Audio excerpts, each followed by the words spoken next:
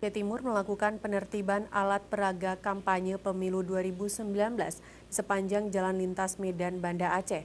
Penertiban tersebut dibantu petugas Satpol PP dan pihak kepolisian Aceh Timur.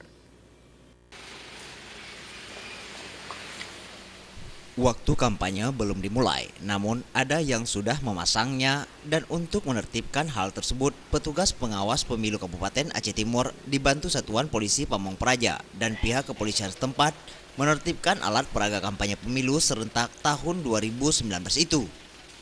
Pada saat penertiban ini, satu persatu alat peraga kampanye yang terpasang di pepohonan dibongkar petugas Satpol PP.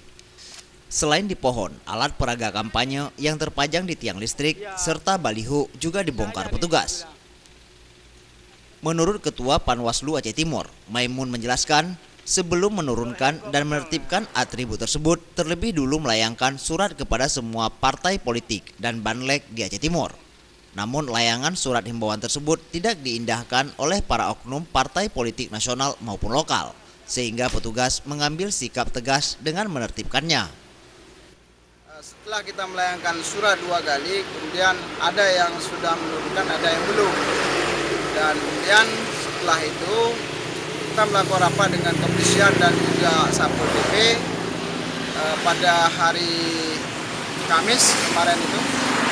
Dan kemudian kita putuskan hari Selasa, tepatnya hari ini, kita melaksanakan eksekusi terhadap APK yang berperan di Jalan Medan Banda Aceh.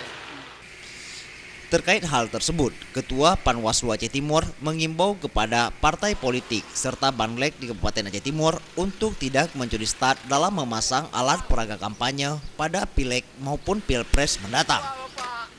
Dari Aceh Timur, Tim Liputan Aceh TV.